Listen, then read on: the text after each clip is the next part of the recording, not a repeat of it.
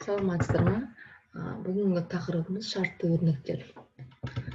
Шартты өрнектер қандайда бір шартты білдіреді.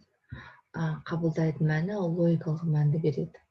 Егер біздің мәніміз ақиқат болатын болса, яғни шын болатын болса, шартымыз дұрыс орындалып тұрса, онда бізге true мәнді береді. Жалған болған жағдайда, егер шартымыз дұрыс болмаса, онда бізге false деген мәнді береді. Мына төменде біраз мысал көрсетілген салыстыру операциялары бойынша мұндағы екі теңдік белгісі, яғни екі операны салыстырған кезде екінің мәні де тең болу керек. Сонда бізге береді мән true немесе false. Бірінші мысалды қарастырып өтейік, сіздерге түсінікті болу үшін. Екі айнымалы бар, екінің мәні берілген. Енді екі айнымалы салыстырып жатыр. Теңестіріп жатыр. Мен бұның екінің мәні тең емес. Бұл бізге false мәнін беріп тұр. Мен 10-ның мәні тең. Себебі 10-ға тең, 10-мен бір-біріне тең болғандықтан мәніміз true болып тұр. Мұндағы белгі келесі өрнегіміз бұл. Келесі салыстыру операциямыз.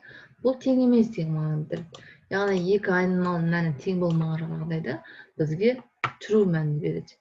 Тең болса false береді.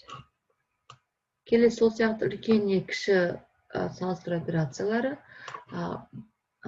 және де міне үлкен немесе тең деген салыстыру операторы. Мұндағы екі салыстыру операциясын бірі орындалу керек. Егер үлкен болса, онда true болады.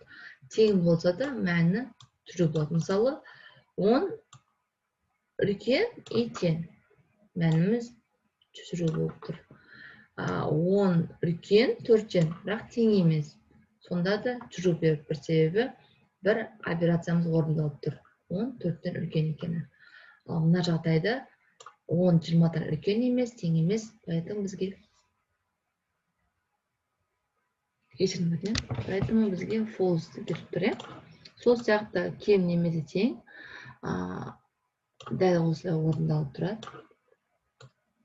Логикалық амалдар, ол бізде бірнеше логикалық амалдар болады. Экранда қарап тұрғандарыңызда біздер алдында өттік.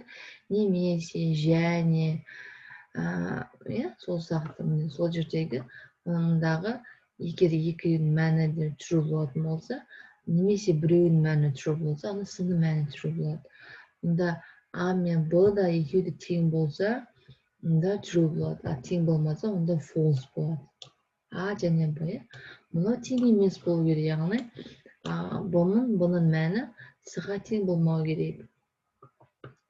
Мұндағы мұны деп отырғанымыз дәрежеге, яғни А мен Б-ның дәрежесі С-ға тең болған жағдайда, онда true болады. Тең болмаса, онда false мәнін білдіреді. Мынау немесе екеуінің біреуі, яғни екеуінің біреу тең болу керек. А или Б. Немесе екеуі де және А мен Б тең болса true, әйтпесе С тең болады false-ға. Мұндағы да қатаң түрде деп айтуға болады. Екеуі және А мен Б бір-біріне тең болу керек, строго да. Ал сол кезде ғана С-ның мәні true болады. Егер де А мен Б-ның мәні false болатын болса, онда С-ның де мәні false болады. Енді осы салыстыру операциялары мен логикалық амалдарды қолдана отырып, бірнеше мысалда қарастырайық. Мен қазірге оны мысал ретінде жеке тапсырмаға бердім. Соны қарастырып, соны шығарайық. Түсінбеген сұрақтарыңыз болса, мен жауап беруге дайынмын. Сұрақ болмаса, онда біз мысалдармен, тапсырмамен орындап, өз білімімізді, амалдарды қолданып білімімізді толықтырып көреміз.